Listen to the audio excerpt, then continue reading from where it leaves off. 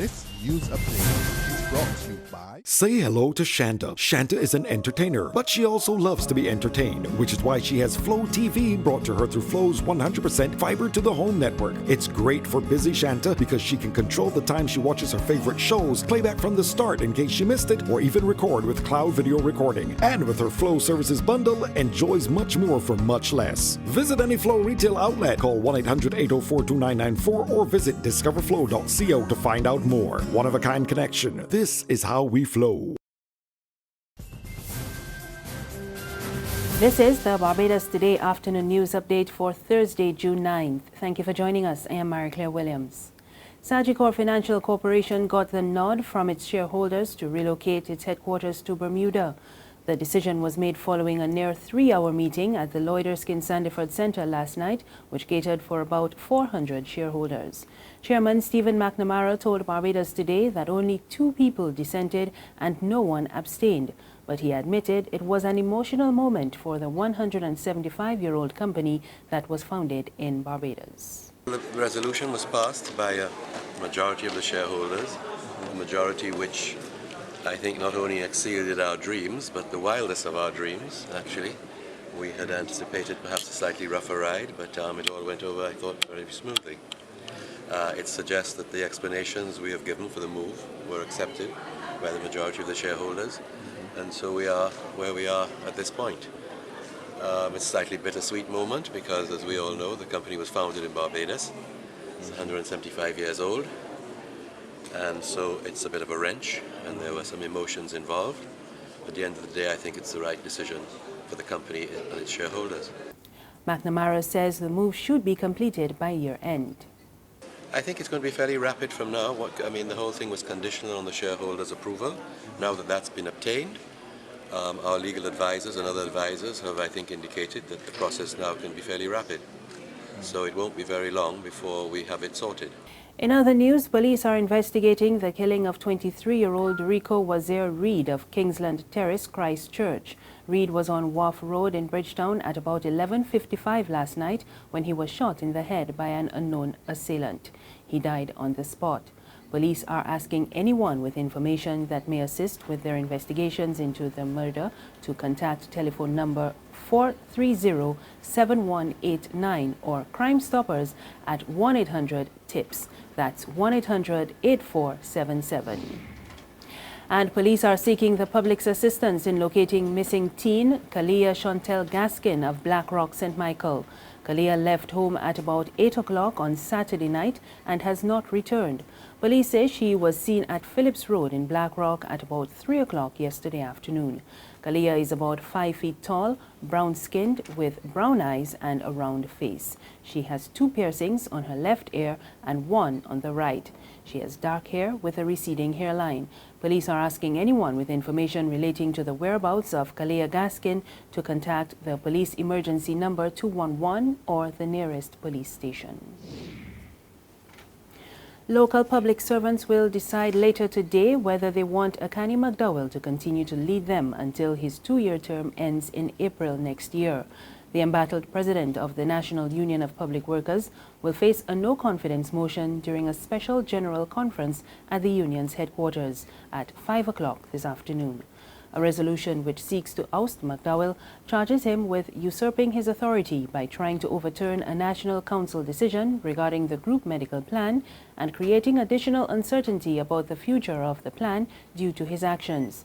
He is also accused of being involved in the recent opposition-led March for Justice and terminating the union's annual national conference on March 19 without presenting the previous minutes, the annual report, and financial report.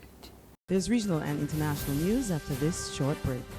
Secure your future, be financially strong. Since 1983, we have been there for you. A smart range of products, great tax benefits.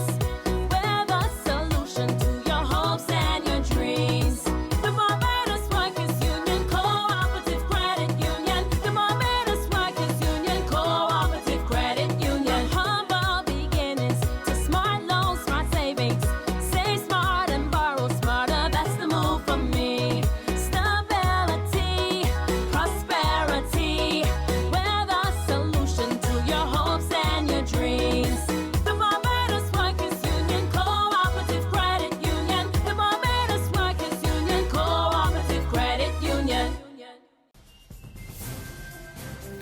In news from the region now, one chartered accountant is calling for legislation on campaign financing on the heels of Monday's general election in St. Lucia.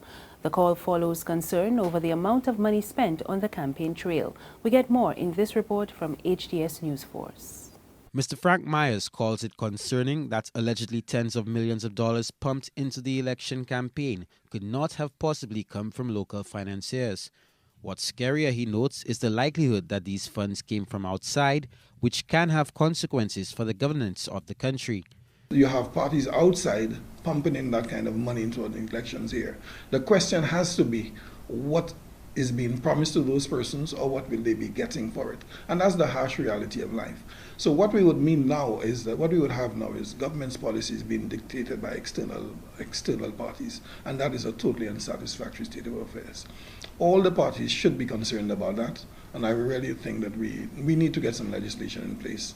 It's possible we may even have to go the route of incorporating campaign financing within the government's budget for that particular year, give people something to work with.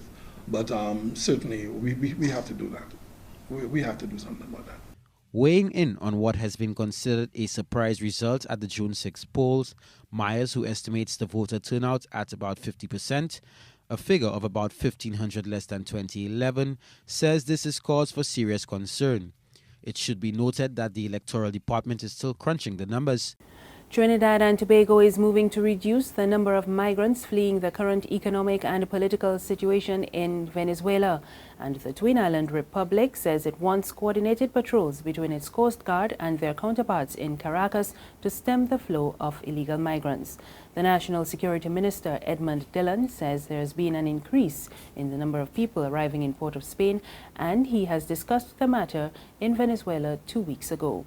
Several Venezuelans have been traveling to Trinidad to shop and seek jobs as a result of the unrest in their country. Opposition forces have been moving to oust President Nicolas Maduro, blaming him for the socio-economic problems. Meanwhile, the government in Caracas says it has imported thousands of tons of basic foodstuffs and will begin distributing them through communal councils direct to family homes. The food minister says 70% of the country's food will be supplied in this manner, but the opposition is claiming that this new system could discriminate against them. President Maduro has accused supermarkets and private food production companies of hoarding food for speculation. And finally, Israel has suspended entry permits for 83,000 Palestinians after gunmen killed 4 people in an attack in an open-air complex in Tel Aviv. Officials say 2 Palestinians from the occupied West Bank opened fire on shoppers and diners at the Sarona precinct. According to lawmen, the attackers were cousins from a Palestinian village near Hebron, and both are now in custody. The Islamist group Hamas praised what it called a heroic act, but it did not say it was behind the attack. The West Bank-based Palestinian presidency said today that it repeatedly emphasizes its rejection of all operations targeting civilians, regardless of their identity and irrespective of the jurisdiction, but it did not address the Tel Aviv attack directly. And that's the news this afternoon. Remember, you can find more on our website, www.barbadostoday.bb.